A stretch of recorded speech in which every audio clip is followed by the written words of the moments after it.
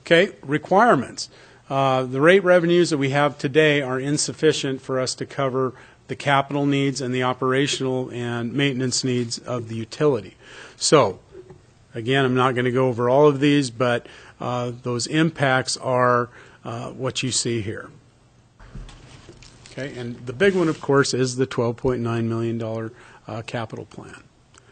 Okay, these are the water rates. These are right out of a table in your book.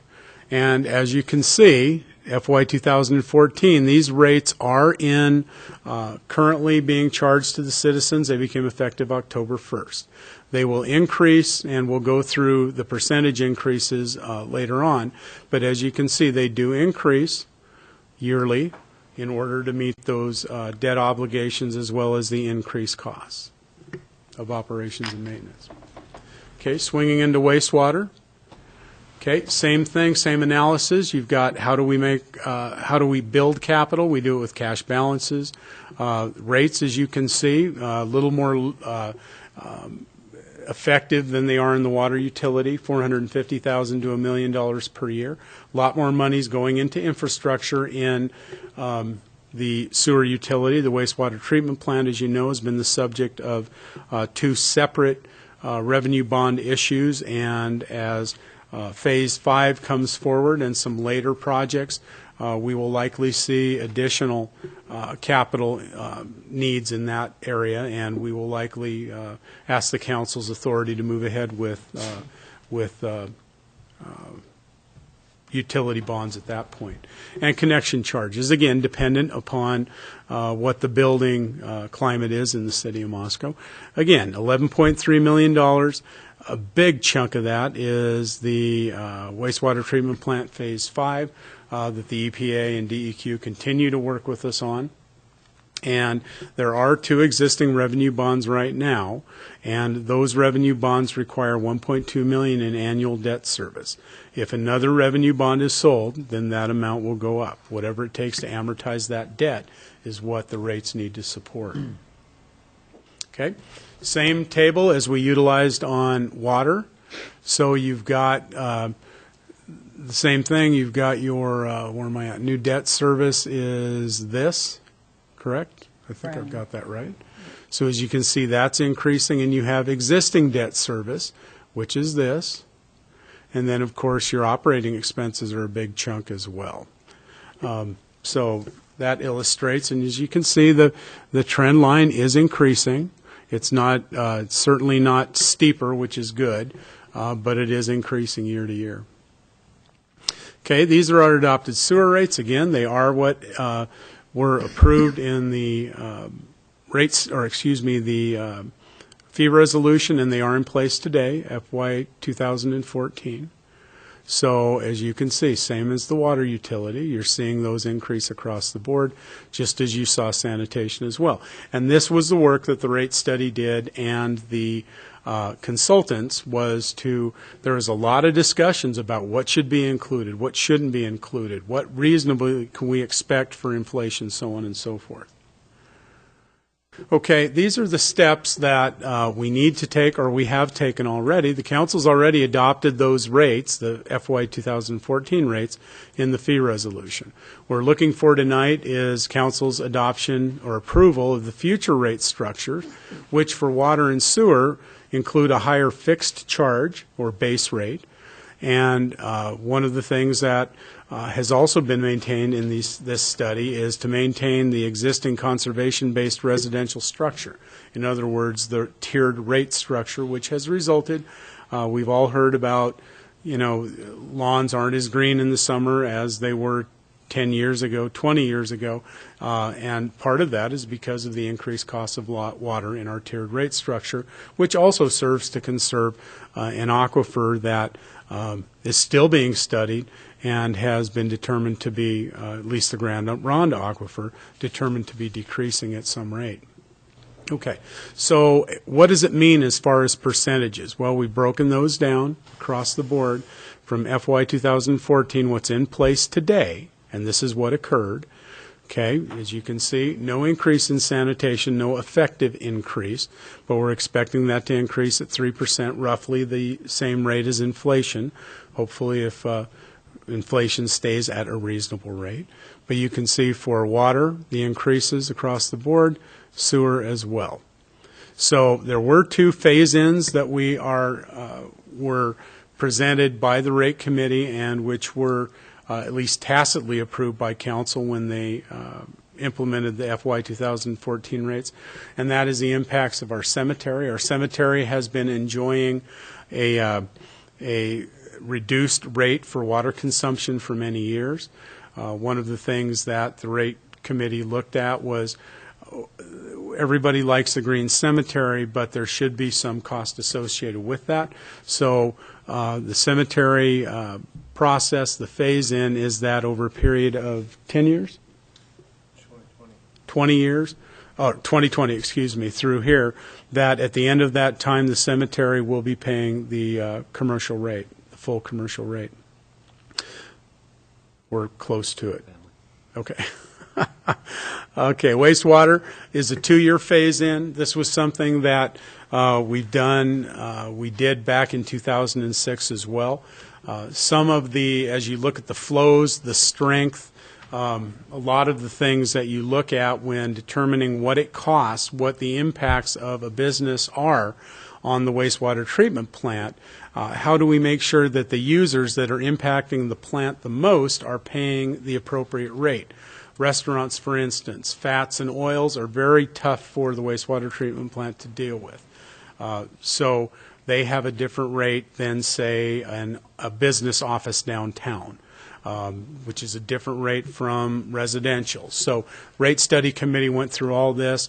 FCS, Les's people all went through applying the science of what it costs to get this done and applying that fairly and applying equity across the whole band. 2-year phase-in on wastewater treatment. Some of those increases were significant. Over 30%, over 40% in some cases, and it was based again on the science of strength and impact on the wastewater treatment plant. So it was determined that the best way to do that would be to phase it in and minimize the impact as much as possible while not damaging the utility or putting us behind. So those were the 2 policy discussions that were done. Okay, so I will stand for any questions, or more appropriately, Don will. However, I would ask that Les give his infrastructure, and then we can answer any questions with you having had the full presentation. Thank you. Thank you, Gary.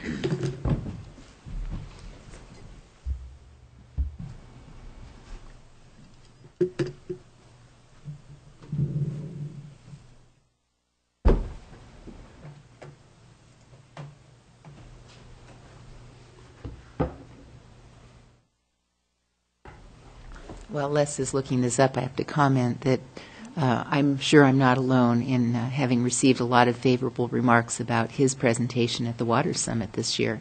And this will be a distilled version of that, I'm told. Right? Oh, ooh, yeah.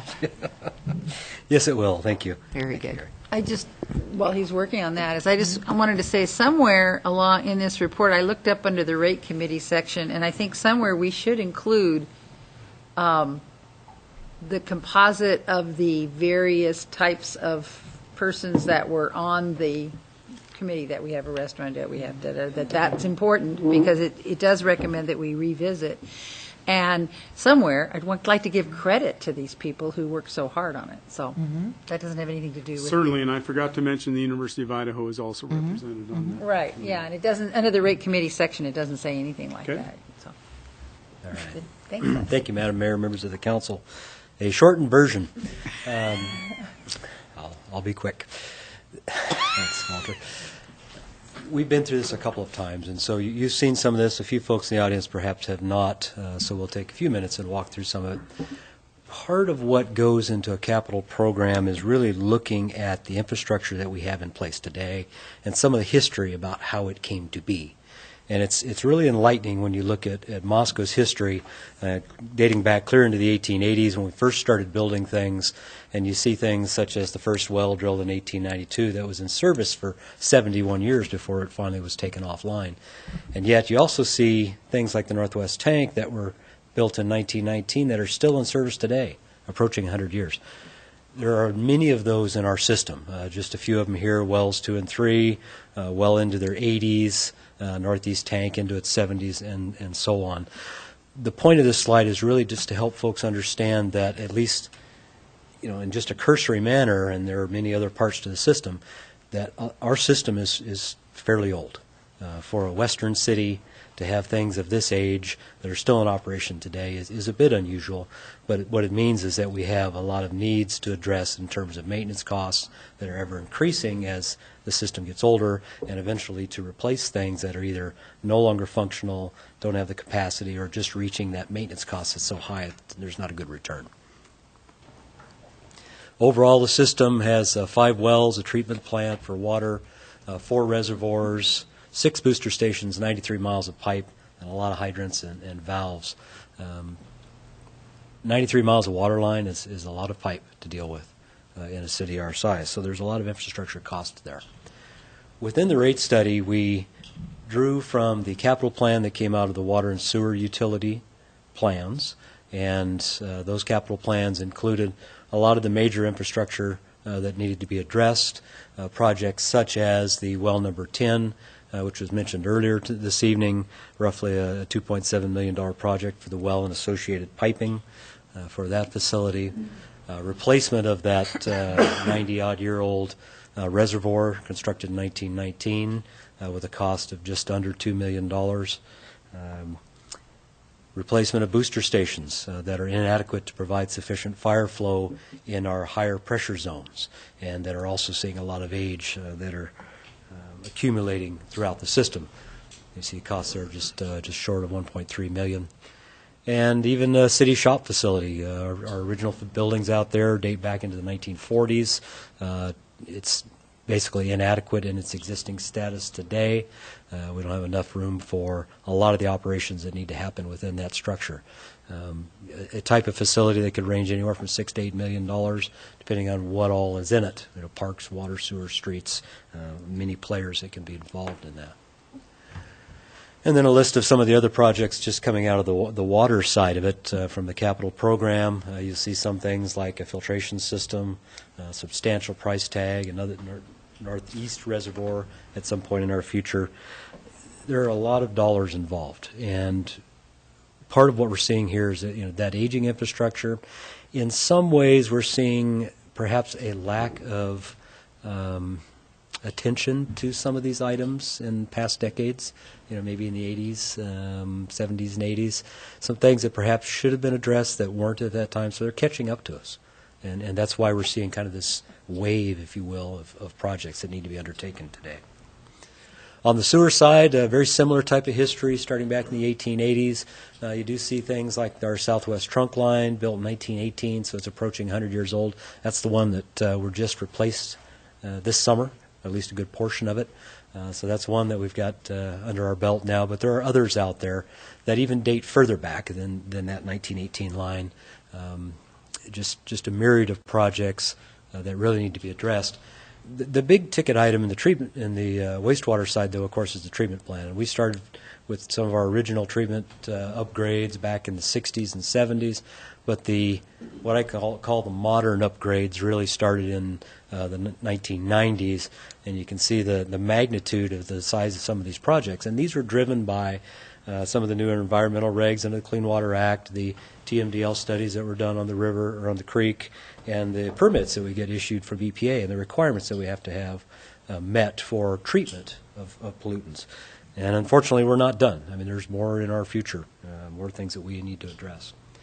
The system for sewer, 4 lift stations, 81 miles of sewer mains. Remember that number, 81 miles, it's important. A lot of manholes, and of course a major wastewater treatment plant, which is probably the highest value single facility in the city of Moscow that is publicly owned.